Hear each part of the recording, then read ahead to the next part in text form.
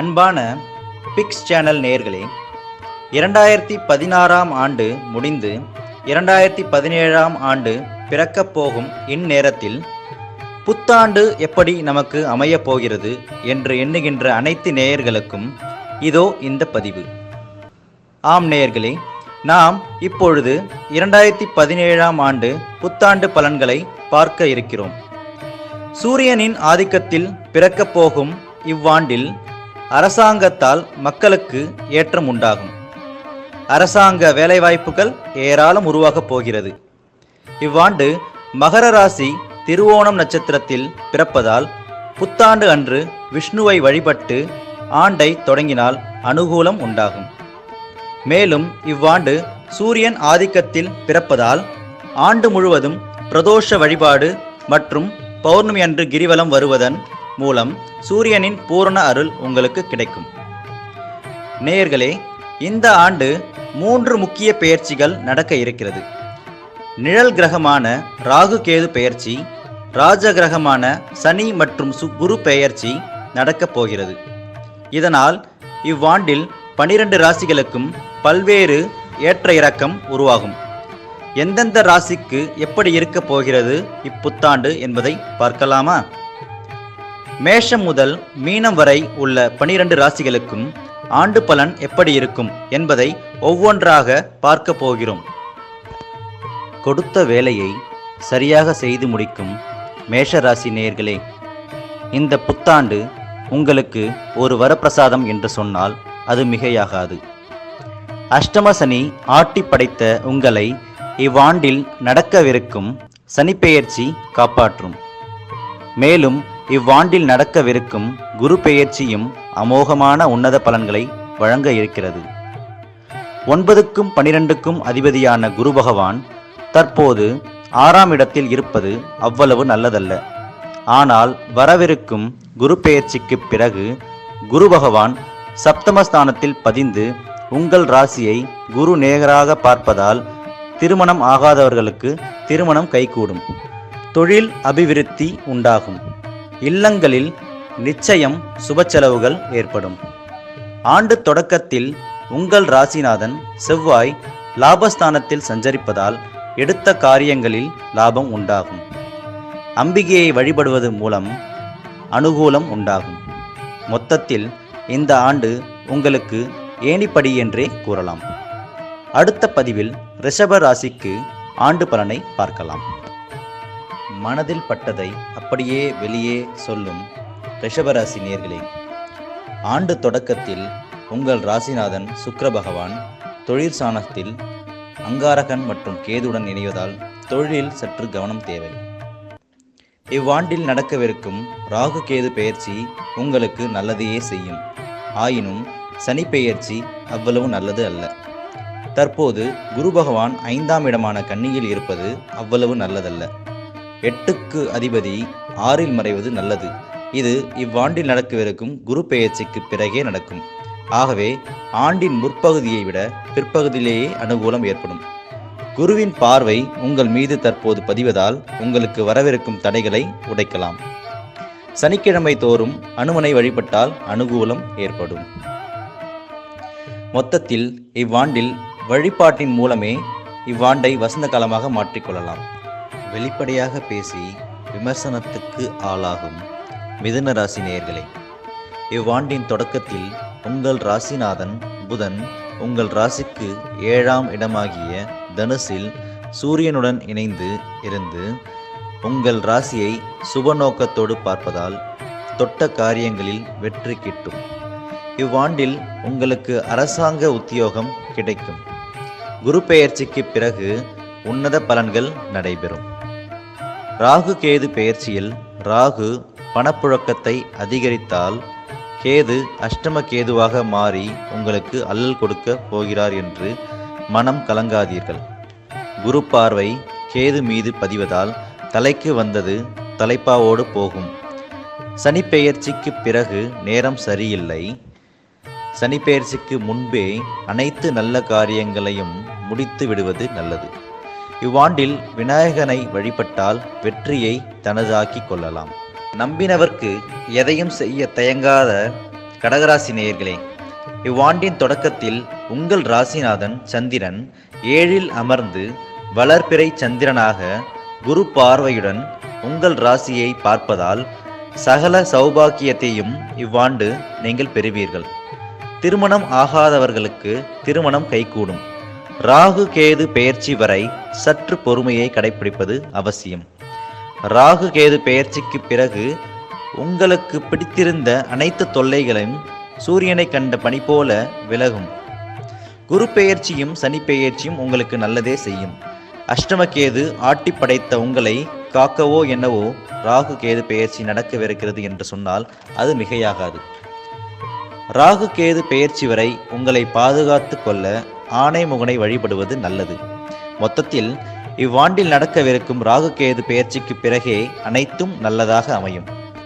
தலைமை பதவியை தட்டி கழிக்காமல் ஏற்கும் சிம்மராசி நேர்களே, உங்களுக்கு இந்த ஆண்டின் நற்செய்தி என்னவென்றால், அர்த்தாஷ்டம சனியின் ஆதிக்கத்தில் படாத பாடுபடும் உங்களுக்கு இவ்வாண்டில் நடக்கவிருக்கும் சனி பெயர்ச்சி அற்புதமான உன்னத பலன்களை வழங்கவிருக்கிறது.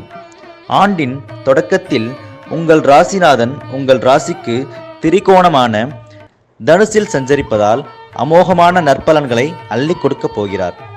தொட்டதில் எல்லாம் லாபம் சேரும். திருமணத்திற்காக காத்திருக்கும் சிம்மராசி நேயர்களுக்கு வருகின்ற குரு பெயர்ச்சிக்குள் திருமணம் நிச்சயம் நடைபெறும். இதுவரை கேது உங்கள் ராசியை நேராக பார்த்ததால் மனசஞ்சலத்திற்கு ஆளாக நேர்ந்திருக்கும். வரும் ராகு கேது பெயர்ச்சிக்கு பிறகு முத்தான பலன்களை அடைய காத்திருக்கிறீர்கள் என்றே கூறலாம். அர்த்தாஷ்டம சனியின் பிடியில் இருக்கும் நீங்கள் சனிக்கிழமை தோறும் நவகிரகங்களில் ஒருவரான சனி பகவானை வணங்கினால் அல்லல்கள் குறையும். மொத்தத்தில் இவ்வாண்டு தெய்வ வழிபாட்டால் மீண்டு வருவீர்கள். அனைவரையும் அனுசரித்து போகும் கன்னிராசி நேயர்களே, ஜென்ம குருவின் ஆதிக்கத்தால் அலைச்சல்கள் இருந்தாலும் அலைச்சலுக்கேற்ற ஆதாயம் கிட்டும். அவர் உங்கள் ராசியில் இருந்து தனது சொந்த வீட்டில் ஒன்றான மீனராசியை பார்ப்பதால் திருமணம் நிச்சயிக்கப்படும் எனலாம். மேலும் வரவிருக்கும் குரு பெயர்ச்சியும் திருமண யோகத்தை கொடுக்கும். குழந்தை செல்வத்துக்காக காத்து கொண்டிருக்கும் தம்பதியருக்கு குழந்தை பாக்கியம் கிட்டும். வருகின்ற ராகு கேது பெயர்ச்சியும் விபரீத ராஜயோகத்தை வழங்கப் போகிறது என்றே கூறலாம். வீட்டில் சுப நிகழ்ச்சிகளை நடத்தி அழகு பார்ப்பீர்கள். குருவும் உங்கள் ராசிநாதனான புதனும் பரிவர்த்தனை ஆவதால் அற்புதமான நேரம் என்றே கூறலாம். வியாழக்கிழமை தோறும் சிவாலயங்களில் வீற்றிருக்கும் தட்சிணாமூர்த்தியை வழிபடுவதன் மூலம் நீங்கள் எண்ணிய எண்ணமெல்லாம் ஈடேறும் என்றே கூறலாம். மொத்தத்தில் இவ்வாண்டு உங்களுக்கு ஒரு பொற்காலம் என்றே கூறலாம். அனைவரையும் சமமாக பாவிக்கும் துலாம் ராசி நேயர்களே, ஆண்டு தொடக்கத்திலே உங்கள் ராசிநாதன் சுக்கிர பகவான் உங்கள் லாபஸ்தானத்தை பார்ப்பதால் பொன் பொருள் ஆபரண சேர்க்கை உண்டாகும். மேலும் நீங்கள் தொட்ட இடமெல்லாம் பொன்னாக மாறும் நேரம் இது. உங்கள் ராசிக்கு 2ஆம் வீட்டுக்கு அதிபதியான செவ்வாயும் 5ஆம் வீட்டுக்கு அதிபதியான சனியும் கோச்சாரத்தில் பரிவர்த்தனை அடைந்துள்ளதால் குடும்பத்தில் தொட்டில் கட்டும் யோகம் உருவாகும். தற்போது குரு உங்கள் ராசிக்கு விரயஸ்தானமான கன்னியில் சஞ்சரிப்பதால் சகோதர சகோதரிகளால் செலவுகள் ஏற்படும். மருத்துவ செலவுகளும் ஏற்படும் நேரம் இது. ஏழரையின் பிடியில் இருப்பதாலேயே உங்களுக்கு வரவிருக்கும் அனைத்தும் தடைபடலாம். வருகின்ற சனிப்பெயர்ச்சிக்கு பிறகு உங்களுக்கு வசந்த காலம் என்றே கூறலாம். வேண்டாத பிரச்சனையெல்லாம் தேடி வரும் நேரம் என்பதால் எச்சரிக்கையுடன் நடந்து கொள்வது மிக அவசியம். அனுமன் வழிபாடு அனுகூலத்தை ஏற்படுத்தும். மொத்தத்தில் வருகின்ற லாபத்தை சுப செலவுகளாக மாற்றுவது சால சிறந்தது.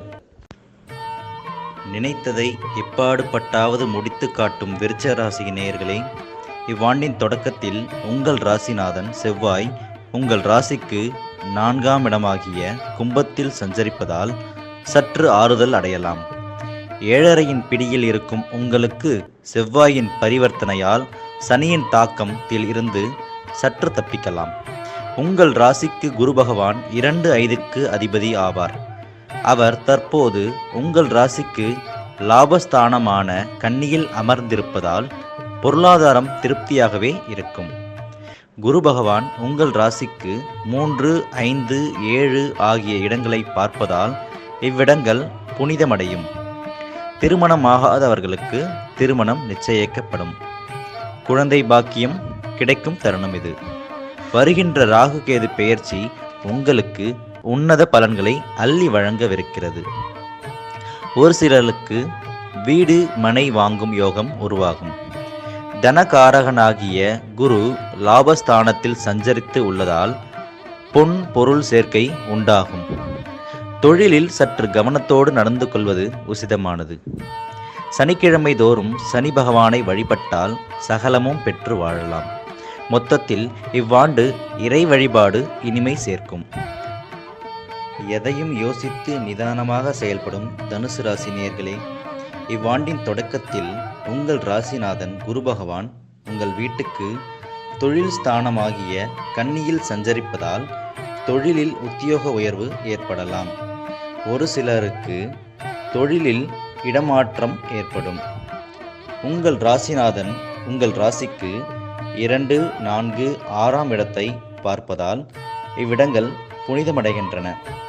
வீடு மனை வாகனம் ஒரு சிலருக்கு வாங்கும் யோகம் உருவாகலாம். தொழிலில் எதிரிகள் குறைவர். 7.5 சனிக்காலம் என்பதால் பொறுமையை கடைபிடிப்பது மிக அவசியம். தந்தையின் ஆரோக்கியத்தில் கூடுதல் கவனம் செலுத்தும் தருணம் இது. ஆரோக்கியம் பாதிப்படையாமல் இருக்க வெளியுணவை உட்கொள்ளாது இருப்பது நல்லது. வரும் குரு பெயர்ச்சிக்கு பிறகு இல்லங்களில் திருமண சுப நிகழ்ச்சிகள் நடைபெறும். சனிக்கிழமை தோறும் சனி பகவானுக்கு விரதமிருந்து எல் சோற்றை காக்கைக்கு வைப்பதன் மூலம் 7.5 சனியின் பிடியில் இருந்து தங்கள் குடும்பத்தை காத்து கொள்ளலாம். மொத்தத்தில் இவ்வாண்டில் நன்மையும் தீமையும் மாறி மாறி நடக்கும். சிக்கனத்தை கடைபிடித்து சிறப்பான வாழ்க்கையை வாழும் மகர ராசி நேயர்களே, இவ்வாண்டின் தொடக்கத்தில் உங்கள் ராசிநாதன் சனி பகவான் உங்கள் வீட்டிற்கு லாபஸ்தானமாகிய விருச்சகத்தில் சஞ்சரிப்பதால் தொட்ட காரியங்களில் எளிதாக வெற்றி கனியை பறிக்கலாம். உங்கள் ராசிக்கு வாக்கு ஸ்தானமாகிய கும்பத்தில் கேது சஞ்சரிப்பதால் பேச்சில் கவனம் தேவை. வீண் சச்சரவுகள் வர நேரிடும். மேலும் குரு பகவான் உங்கள் வீட்டிற்கு 9ஆம் இடமாகிய கன்னியில் சஞ்சரிப்பதால் நினைத்த காரியங்கள் அனைத்தும் எளிதாக நிறைவேறும். ஒரு சிலருக்கு திடீர் ராஜயோகம் உருவாகும். ராகு கேது பெயர்ச்சி வரை பொறுமையை கடைபிடிப்பது மிகவும் நல்லது. 8இல் ராகு இருப்பதால் கணவன் மனைவிக்குள் மனஸ்தாபம் உருவாகி மறையும். ஆதலால் வாழ்க்கை துணையை அனுசரித்து செல்வதன் மூலம் அமைதியான வாழ்க்கையை அமைத்துக் கொள்ளலாம். குழந்தைகள் மூலம் குதூகலம் உருவாகும் நேரம் இது. வெள்ளிக்கிழமை தோறும் ராகு காலத்தில் துர்க்கை அம்மனுக்கு எலுமிச்சை விளக்கு ஏற்றி வழிபட்டால் பிரச்சனைகள் வராமல் பாதுகாத்து கொள்ளலாம். மொத்தத்தில் இவ்வாண்டில் ராகு கேது பெயர்ச்சிக்கு பிறகு நீங்கள் தொட்ட காரியங்களில் அனைத்திலும் வெற்றி கிட்டும். சாதுரியமாக பேசி எதையும் சமாளிக்கும் ஆற்றல் பெற்ற கும்பராசி நேயர்களே, இவ்வாண்டின் தொடக்கத்தில் உங்கள் ராசிநாதன் சனி பகவான் உங்கள் ராசிக்கு 4, 7, 12 ஆகிய இடங்களை பார்ப்பதால் சுப செலவுகள் ஒரு சிலருக்கு ஏற்படும். வீடு மனை வாகனம் வாங்க ஒரு சிலர் ஏற்பாடுகள் செய்வர். கேது பகவான் தங்கள் ராசியிலேயே அமர்ந்துள்ளதால் சமயங்களில் சிற்சில பிரச்சனைகள் உருவாகி மறையும். குரு பலனும் தற்போது இல்லை என்பதால் எடுத்த காரியம் அனைத்திலும் பொறுமையை கடைபிடிப்பது மிக மிக அவசியம். ராகு கேது பெயர்ச்சிக்கு பிறகு சுமாரான பலன்களை தாங்கள் அடைவீர்கள். குரு பெயர்ச்சிக்கு பிறகு அமோகமான உன்னத பலன்களை அடைய காத்திருக்கிறீர்கள் என்று கூறினால் அது மிகையாகாது. ஆண்டின் தொடக்கத்தில் சற்று பிரச்சனையை எதிர்பார்த்தாலும் பிற்பகுதி நீங்கள் எதிர்பார்த்ததை விட நன்றாகவே அமையும். வியாழக்கிழமை தோறும் குரு தட்சிணாமூர்த்திக்கு விரதமிருந்து மாலை வேளையில் வெண்ணிற வாசனை பூமாலையை சாற்றி வழிபட்டு வர நீங்கள் தங்களை பிரச்சனையிலிருந்து பாதுகாத்து கொள்ளலாம். மொத்தத்தில் இவ்வாண்டில் நடக்கவிருக்கும் குரு பெயர்ச்சிக்கு பிறகு நீங்கள் எண்ணிய எண்ணமெல்லாம் ஈடேறுவது நிச்சயம் என்றே கூறலாம்.